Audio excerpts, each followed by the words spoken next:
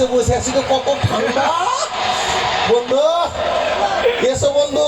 হ্যাঁ, এত যে ঠান্ডা, নদী ঘাটে ঠান্ডা লাগবে। ঠিক আছে, আমরা অপেক্ষা করে দেখি। সখী, ওই তো মনে হয়, চলো আমরা সখীর বাজারে চলে এসেছি। প্রচার করছে, শোনা যাচ্ছে। চলো চলো, তাড়াতাড়ি পা চালিয়ে চলো সখী। চলো সখী চলো। এই সখী, এই হ্যাঁ, কি হলো?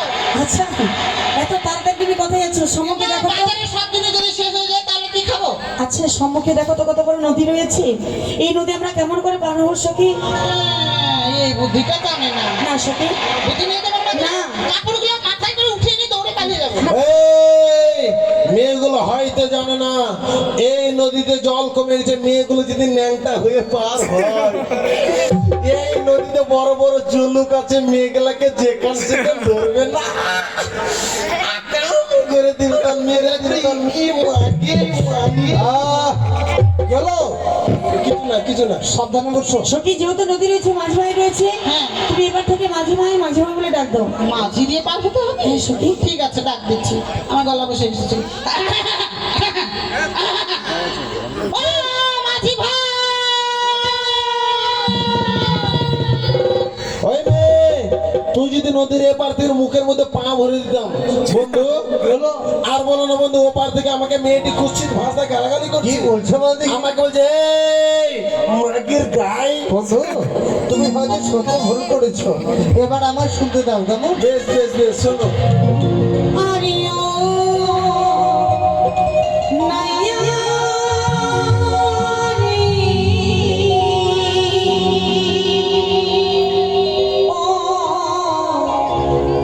মাঝি রে, মনে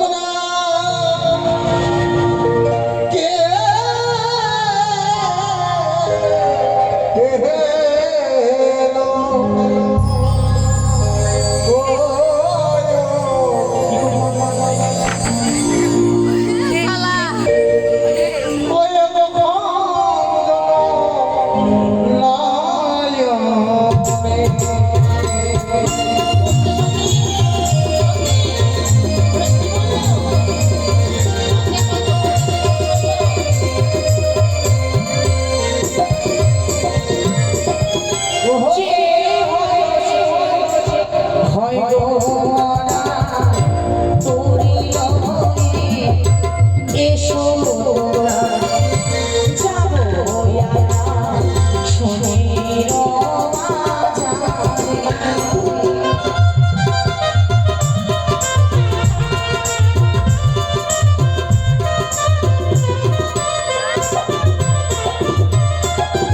এ কোথায় তোমার হয় গো বাড়ি? ও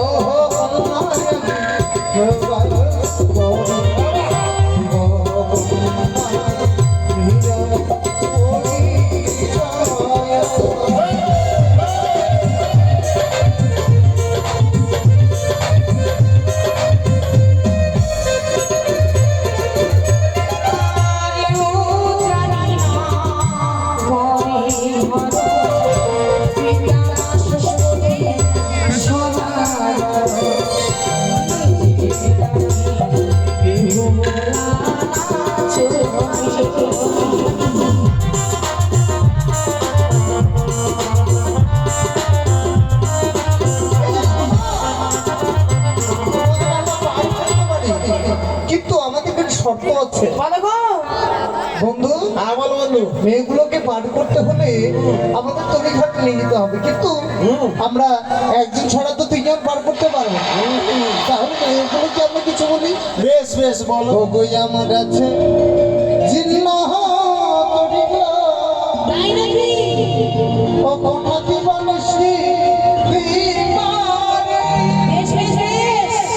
মনি হাই গো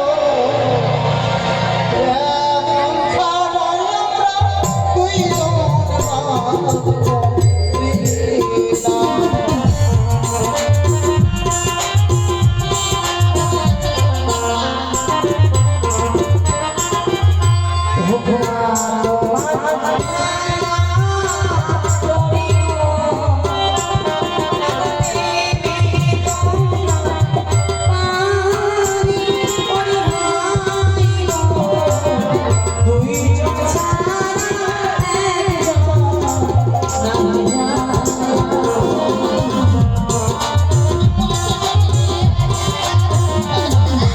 এই যে শোনো, তোমাদের আমরা পার করবো।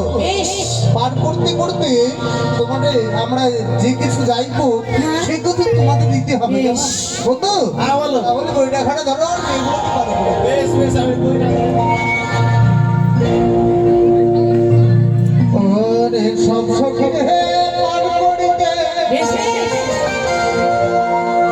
ওরে বলা না তাই নাকি? আমি সখী আইয়ে ও যে তোমার কেমন শোনা সখী লো ও আমরা প্রেমের ভাটা মাছে প্রেম ছাড়া প্রাণে বাঁচি না।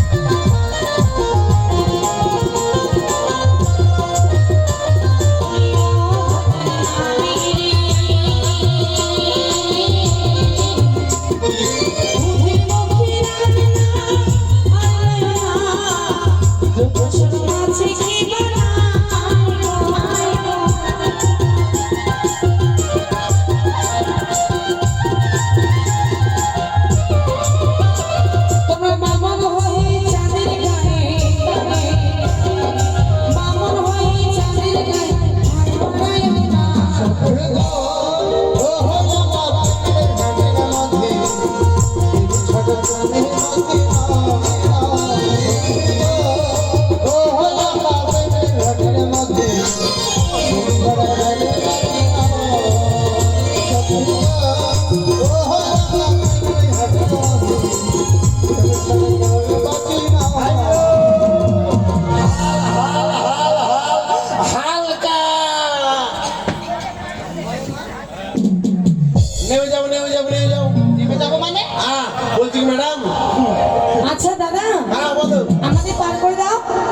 আগে উঠছি সখী। এটাই মাঝি। হ্যাঁ এটাই মাঝি।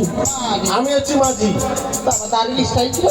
আচ্ছা তুমি পরে আসবে, আমি আগে উঠছি কেমন? তুমি আগে যাবে। হ্যাঁ সখী। উঠে পড়ো উঠে পড়ো। ও মাঝি ভাই হ্যাঁ, বলো। ভালো করে ধরবি কিন্তু। আচ্ছা। আমি উঠে গেলাম। কি তুমি তো উঠে গেলে আমি কেমন করে উঠবো? হ্যালো ম্যাডাম, বলছি কি হ্যাঁ উঠে পড়ো মা, উঠে পড়ো মা, বলছি মা, বলছি বলছি উঠে পড়ো, উঠে পড়ো। হ্যাঁ ব্যাগটা ধরো। দেখ এই যে টাকার ব্যাগ, বাজারে যাচ্ছি টাকা নিয়ে যাবো না। ওইটা তোমার টাকা দাও দেখি কত টাকা আছে দেখি ভাই। ইয়ার মধ্যে কত টাকা আছে গো? তো টাকা না টাকা আছে। শাড়ি বেড কভার নিয়ে যাচ্ছি। যদি কথা বলে দিই তাহলে আমি অপমান হব, মিথ্যা কথা বলবো। বেশি নয়, 30.5 কোটি টাকা আছে। 30.5 কোটি? হ্যাঁ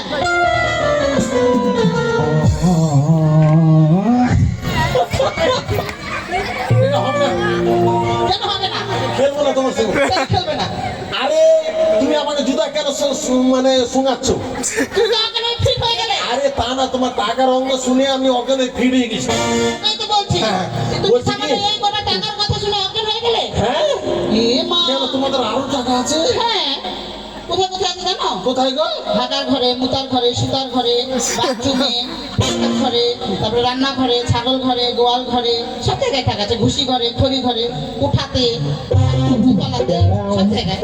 মানে বুঝতে পারলাম এরা যেখানে ঘুমায় সেখানে টাকা নেই, বাদ বাকি সব জায়গায় টাকা আছে। হ্যাঁ হ্যাঁ ওই বললাম না, হাগার ঘরে, মুতার ঘরে, সুতার ঘরে। ও তাই নাকি?